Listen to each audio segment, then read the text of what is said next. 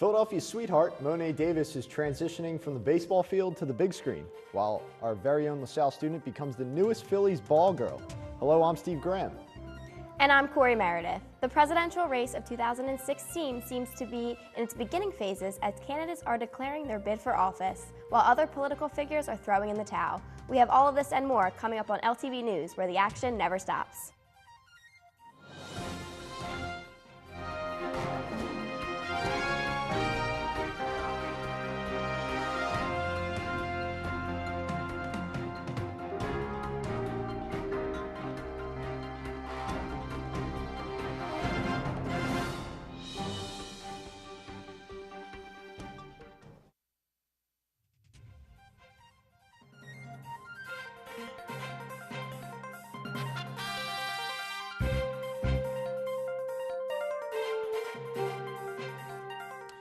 Hello and welcome to LTV News, where we bring you everything LaSalle, Philadelphia, and world news. We have a full show for you this episode. Reporter Brenna Devaney sits down with the newest Phillies ball girl. And later, Madison Elliott sits down with two students to discuss the $15 million renovation coming Love Park's way. But first, let's get to some LaSalle news. With April here, it marks the countdown for the final month of the semester. With this being said, graduation for seniors is right around the corner. The university is currently looking for commencement workers. According to the LaSalle portal, workers are needed for Friday, May 15th, Saturday, May 16th, and Sunday, May 17th. Workers will assist with various tasks, including ushering, program distribution, and directing guests. Students will be paid for their assistance. If you are interested, please contact Mary Janison, the Assistant Director of University Events. Speaking of events, the Communication Awards took place on Friday, March 20th. I had the opportunity to cover the second annual awards ceremony, honoring graduating seniors and the Communication Honor Society members. Take a look. Reporter Corey Meredith, and tonight we are in Holroyd attending the second annual Communication Awards. The Communication Awards is a celebratory event recognizing organizations and presenting awards to communication students. The event is catered with food and drinks, and families of inductees and award winners are cordially invited to attend. In the past, we have so many students winning awards at different points during the year, and we thought, we know how to throw a party. Professor Sid McLeod, he got honored today for his 55th anniversary at LaSalle University. Our nationally recognized honor society for the field of communication. AWC works very closely with the department here to offer events and meetings to give our students here some more information about the many, many careers that are available to them once they leave LaSalle. Students of various organizations as well as professors were recognized for all of their hard work. Chair Director Lynn Texter awarded students with different scholarships, including the Argenziano Award, Molinak Scholarship, Good Cope Ethics Prize, and Outstanding Communication Senior. What we do because of what you bring to us and what you bring back to us when you leave. So thanks very much to all of you for being here. Purple was the color of the weekend starting on Friday, March 27th during the annual Relay for Life hosted by LaSalle. A number of students showed their support in the fight against cancer, walking the track in the Heyman Center for 12 hours straight. The night was full of games, food, and the traditional lighting of the lanterns. Everyone rallied for the survivors who came and walked a victory lap. At 6 a.m., the event finally came to a close, successfully raising more than $28,000. From the track, we switch over to the diamond because baseball season is finally here. With that being said, we had the opportunity to score an exclusive interview with one of the newest Philly ball girls, Bridie Harkins, who is a freshman here at LaSalle. Brenna Devaney sat down with her and she will give you more. Right around the corner, and I have the pleasure of sitting down with LaSalle freshman Bridie Harkins, who is the newest ball girl for the Phillies. So thank you so much for joining us today. So for those who maybe don't watch baseball, what exactly does a ball girl do? Well, the ball girls are the ones that are sitting on the foul line, on the first and third base foul line, and we pretty much just pick up the foul balls and hand them to the fans, but that's only a part of what we do. We also do the green team, so we walk around and collect the recyclables, and then we also do raffles, so we sell the 50/50s around the stadium.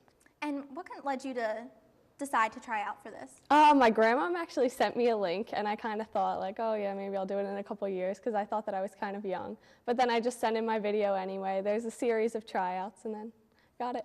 So this is something that you've kind of been planning for a little bit to Yeah. try out for? Yeah, definitely, because I played softball my whole life, so this kind of went hand in hand with it. That's awesome. And what exactly is involved in the tryout process? Because I know it's a multi-step thing. Yeah, first you send in a video, you put a link to YouTube, and you send it to the Phillies. And I think there's about 2,000 people that try out, and then you get a call back for that of about 75 girls. And then you actually have to go to the stadium, and you bat and field and do an on-camera interview with a panel of judges. And then from that, there's another call back, and you go for a one-on-one interview. See, I have no athletic ability whatsoever, so I probably wouldn't be able to make it into that second part. So were you intimidated kind of going into the tryout when you're in the stadium? Yeah, I definitely was. It was really cool going like underground into their batting cages because that's where we did the hitting. So that was really cool to see. And it was definitely intimidating seeing all the old ball girls in their full uniform and all. And who exactly makes up the ball girls? Is it just college students, or are there girls who are? Yeah, most of them are college students. I think I'm one of the youngest ones. A lot of them are like juniors and seniors. And then I think there's like 3 or 4 girls that are out of college, but just newly out of college. They're all younger. Yeah. And what exactly are they looking for? Because I'm sure all of them have good softball skills, but what else do they kind of look for? Yeah, they're really looking for good role models. That was kind of what they stressed, like good role models that kids can look up to. Because we do a lot of charity events and stuff like that. We go to a lot of schools and stuff, so that's kind of what they were looking for. So you talked about a little bit community service and everything. What do you do at the schools? We talk to a lot of kids. We do a lot of like softball games. We go to elderly homes, a lot of stuff like that. And how did you find out that you made it? You were a ball girl. What was that like? After the last callback, it was mostly emails, and then you get a call from my boss, and it was really exciting. Yeah, I was really happy. That's so cool. And once you become ball girl, what kind of training? You go through any other training? Yeah, you actually, to be on the field, you do 3 games on the field, and the first game, you go in the 3rd inning, and you have a veteran ball girl sitting next to you because you're only allowed to do it for 2 years. So you have a veteran ball girl sitting next to you, and then the second game you go in the 6th inning, and she's still with you. And then the 3rd game, you're on the field for the whole game, and she's still with you. And then you're on your own for the rest of the time. So that's kind of maybe a little nerve-wracking. Oh yeah, definitely nerve-wracking. When do you start? The On Deck series is actually this week, so I'm actually doing raffles for that. And then I'm training for the Nationals series, so I'll be training for that. That's awesome. And does the veteran ball girl kind of stay with you throughout the beginning of the Yeah, you're allowed to have them with you pretty much the whole entire time if you don't feel comfortable on the field yet, because there's a lot of things that like you wouldn't really know to do. Like we have to do jacket runs for the pitchers, so I would have no idea how to do that if she wasn't next to me. Are there like a lot of rules that, can you like talk to the players or? Yeah, I mean, my boss pretty much stresses that they're your coworkers, so you're not allowed to like flirt with them and stuff like that, which I don't know why you wouldn't anyway, but yeah, they're your coworkers, so you see them a lot like in the elevator and stuff, and the managers and stuff like that. It's pretty cool. That's so awesome. I would be so excited to. I probably would break the rules. I would talk to them. It would be, be that. Do you have a favorite player that you're I really hoping like to run Ryan into? Howard. Yeah. He's a good one. Yeah. So what have you done so far in terms of events? Have you gotten to? Yeah, I've done a lot of events. I actually just did an event yesterday called Random Fandom, and we met in Center City. And they pretty much just gave us free ticket vouchers, and we had to just walk around the city and like find random fans that were in Phillies gear and give them random tickets. So it's actually still going on now. So if a ball girl catches you in Phillies gear, then they might hand you free tickets. That's awesome. Definitely gonna be on the lookout. Yeah. Maybe you could let me know where they are, and I could try to get one. So what are you most looking forward to? I'm really looking forward to actually like interacting with the fans and the kids on the sidelines. I think that'll be really cool. And you mentioned that you've played softball for your whole life. What kind of led you into that? Well, I wasn't sure if I wanted to play softball in college, and then it kind of just worked out that I ended up at LaSalle not playing softball. So it was kind of a downer. Like that was pretty much a huge part of my life. And then I knew that I needed to do something to like get back into baseball, softball field. So you've always kind of been a baseball fan, been into the Phillies. Do you have a favorite moment as a fan? Ooh, definitely the World Series parade in '08. That was definitely a great time. You went to that? Oh yeah, I went with my dad and friends. That's so exciting. Hopefully maybe when you're a ball girl you'll be able to. I know, right? Do they do a lot of that if they do win the World Series? Yeah, definitely. Yeah. You're really involved with them? Yeah. And what's your favorite food at the ballpark? Ooh. If you had to pick. I really like the ice cream that's in the little helmets that they give you. I think that's so cool. That's really good. Yeah, Yeah. It's always a warm day. I always go, Oh, and like yeah. it's always melting, but yeah, I it's know. still Yeah. just so good. Yeah. So thank you so much for sitting down with us today, and definitely head out to Citizens Bank Park this spring to catch Bridie and the other ball girls. So back to you guys. Thank you, Brennan and Bridie. After this interview, we decided to test my own baseball skills. I took to the baseball field with former LaSalle baseball player Mike McLeod, who helped me work on my game. Check it out. I'm at the LaSalle University softball field getting a baseball lesson from Mike McLeod, a former LaSalle baseball player here. He'll give me a few pointers: pitching, catching, throwing, all the shebang.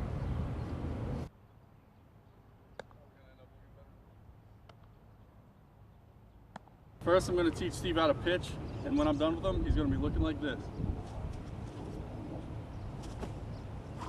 So the first thing you do, you put the ball in front of you. Think of it like a dance. It goes 1 and 2 and 3 and 4 and 5. That would be good. 1 and 2 and 3 and 4 and 5. Please don't hit me. Please don't hit me.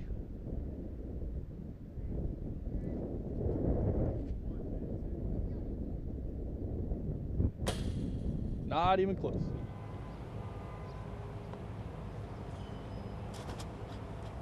Hold the ball in front of you. Step 1, 2, 3, and 4, and 5. Little heat.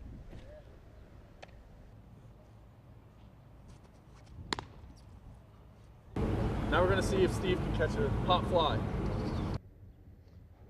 Oh God. Oh God. Mike, that was petrifying. That's all right. You gotta keep your 2 hands straight under the ball. Worst thing that could happen, break your nose, a couple teeth fall out, but Shake it. Yeah. you'll be all right. Yeah. So just right under it, put your glove up, 2 hands, don't be afraid. You'll be fine. Don't do that. Woo! He's back! He's back! Woo!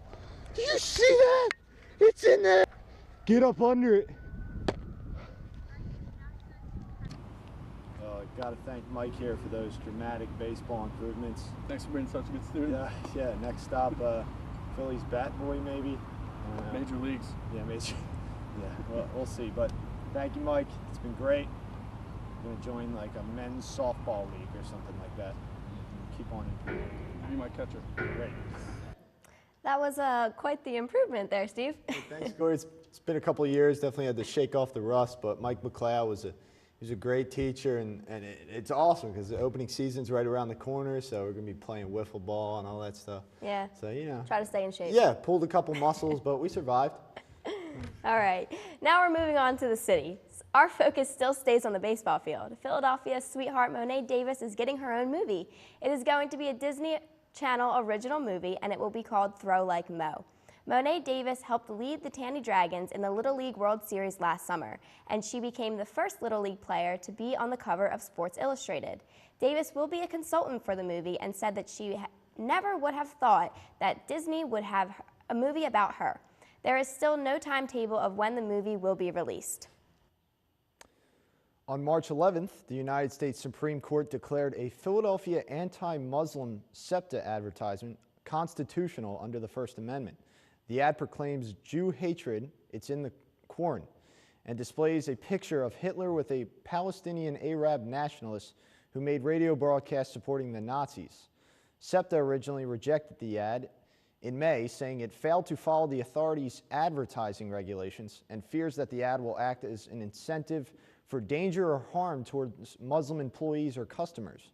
Officials at the transit system are currently weighing their options, including whether or not they should file an appeal. The law gives SEPTA 1 month to decide. With more news on SEPTA, they announced that a new rail line will open up. The new project is for the King of Prussia Rail. This project is expected to cost around $650 million. The project will add a couple more stops to the Norristown line and extend it into King of Prussia and Lower Merion Township. Some of the new stops will include the King of Prussia Mall, the Valley Forge National Historical Park. As the weather warms up and people go out to enjoy the city, don't be surprised to see a few more two-wheelers on the streets. That's right, the city will launch a bike sharing system in nearly 60 locations across the city. From Center City to University City, those blue and white city bikes will now be in full bloom all across the region. Interested in renting a bike? A membership is required to rent a 3-speed bike with adjustable seats and baskets for their docking stations. Also, riders must be 16 years of age and are not required to wear a helmet. Be on the lookout for those docking stations across the city and give those bikes a spin. We are going to take a short break. When we come back, we are going to take a look around the globe.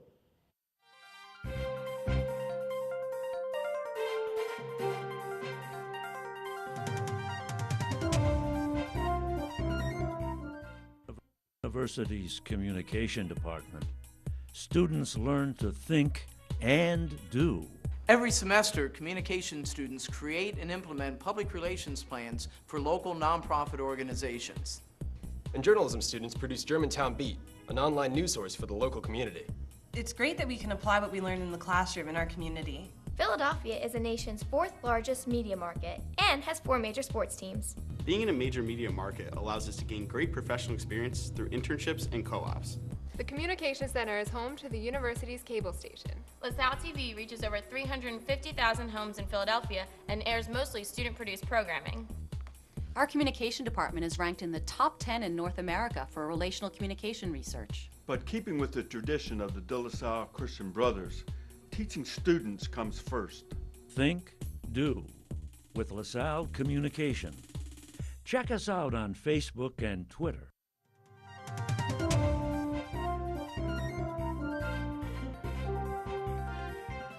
Welcome back. It's never too early to look ahead to the presidential election. The GOP has their first serious candidate, Texas Senator Ted Cruz. Cruz made the announcement in front of a packed arena at Liberty University. Cruz has only been in the Senate since January of 2013. However, he has made a name for himself. In September 2013, he had the second longest filibuster over implements on Obamacare with 21 hours, which was just 5 hours shy of Strom Thurmond in the 1950s. Cruz's goal is to restore American prosperity for all. Staying on the political side of things, after 6 terms as senator, former Majority Leader of the Senate Harry Reid, a Democrat from Nevada, has announced his retirement. Reid has served as Senator of Nevada since 1987. In his statement, he said that he did his best as Senator of Nevada, yet he was not perfect. Republicans hope that they can capitalize on his seat in 2016.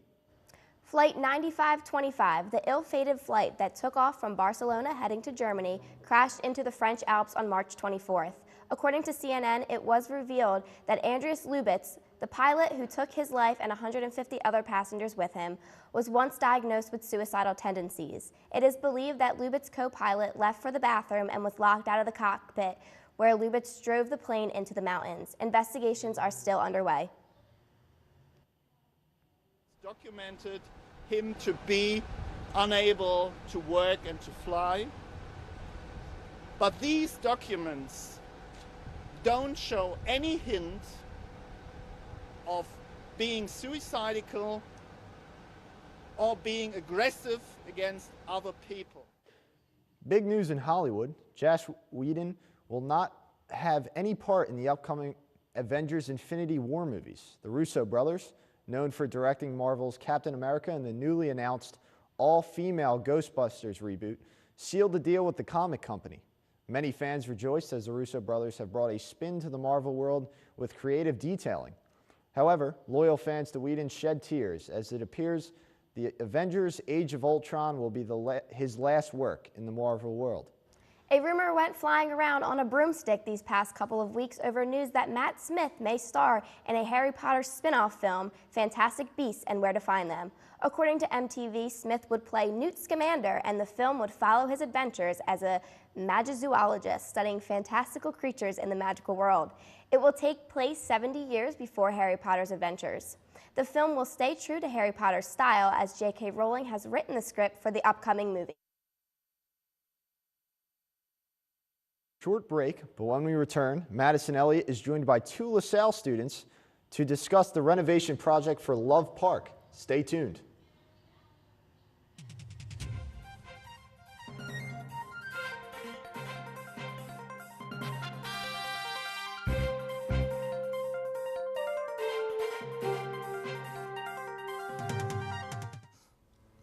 I'm a writing center tutor, and I know more.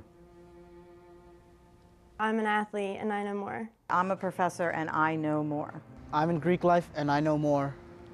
I'm an RA, and I know more. If you see someone who may be at risk of sexual assault, step up and keep them safe. For more information about sexual assault and what you can do to prevent it, visit knowmore.org.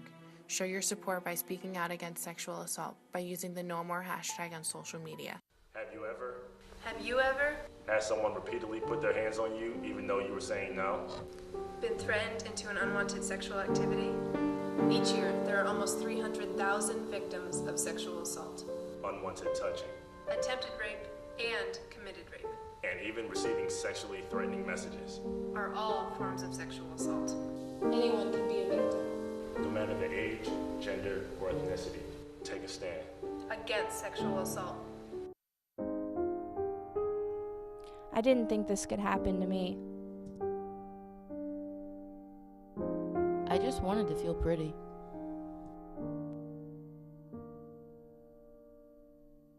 I just put my drink down for a second.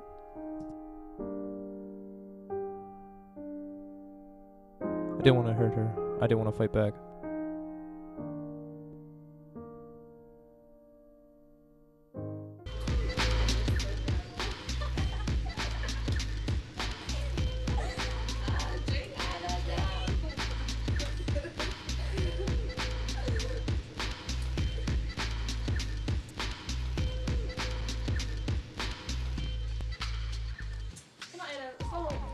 I can take her home. I got her.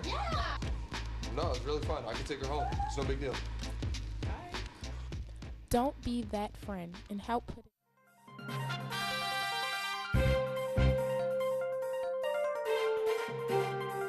I'm coming.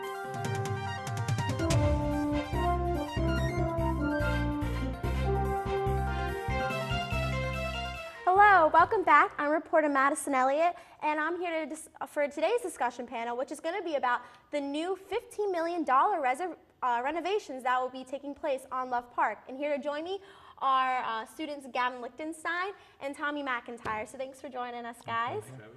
So there has been a lot of public outcry about these renovations. People are saying some of that money should go towards education, while others are supporting it. What do you guys think?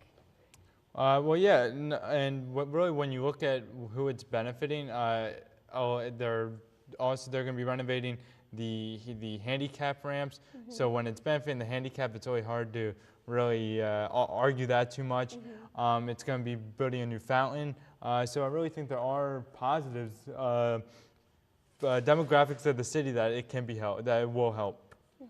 I mean, I honestly think it's definitely like a PR move. I think they're trying to do it to say they're kind of like, oh, we're going to spend $15 million on this here, this Love Park, well known across the country and really the world, honestly. But I don't know if it really relatively needs it. I mean, I think nowadays Love Park is what it is. It's kind of made a name for itself as kind of a place that not as many people go to. Maybe they'll go and eat lunch there. People like it. I mean, renovations are nice, but I think it used to be such a great place for skateboarding and things, and it has such a huge fame behind that. They kind of let that go because they really closed people out to go there, like early 2000s. Then they opened it back up again with more restrictions. But ever since then, they've kind of lost the kind of edge that Love Park had back in the day.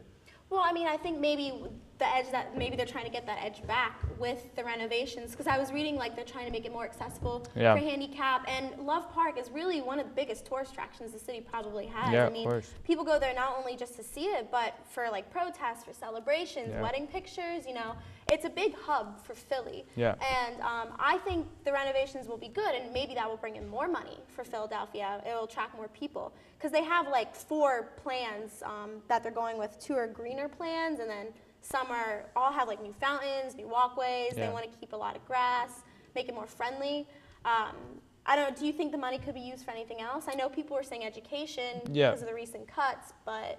Well, right now we're seeing a governor who's on Philadelphia public school system side, and which is helping. He was actually just in Philadelphia not too long ago, about 2 weeks ago, proposing his new plan for education. But you know, this is going to bring, it's $15 million, as you said, but it's going to bring more money in the long run because it's attracting more people to the city. It's doing more local business. There's going to be more food trucks available, the more local vendors, making Philadelphia more local, which will only increase revenue in the city of brotherly love.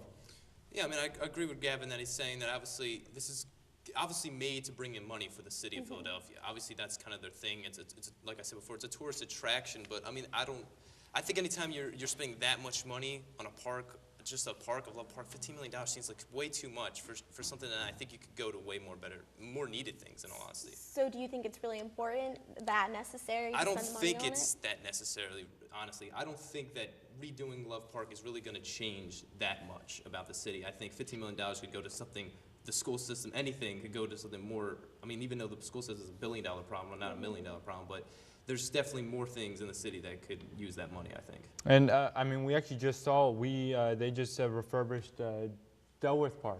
And when we saw how successful that was this past winter, we saw how much money that brought in through ice skating and through how many people went there. So people definitely love that part of the city. It's the part of the city that's well known. So yeah, I think it will bring people in. And people opposed Dilworth in the beginning. Yeah, that's very true. And that was 80 million? Yeah, correct? I believe, and they weren't happy with it. But I mean, I went there. Yeah. I skated there. I went to the little cafe there. Yeah. It was awesome. Yeah, it was great, you know, it was a great place to be, and Yeah. I'm hoping Love Park is like that Yeah. too. So, but so here are the 4 proposals. This is what they are thinking of doing for the park. So there are 2 greener options, and they're going to have squared shaped lawns and sitting areas with rectangles, and then 2 other ones are new floor plans, completely new, completely walkways. So it's going to be, I'm excited to see what's going to happen. So thank you guys for joining us today. It was great to have you with us. So this is the end of the show. Be sure to find us on the web as well as the rest of LaSalle TV on Facebook at facebook.com/LaSalleTV. You can tweet at us at LaSalle TV Philly or email us your thoughts at lasalletv@lasalle.edu. If you missed the scoop and want to see it, you can find episodes on YouTube at youtube.com/LaSalle56. Until next time, for Corey, Steve, and the entire crew, I'm Madison Elliott. Thanks for watching LTV News, where the action never stops.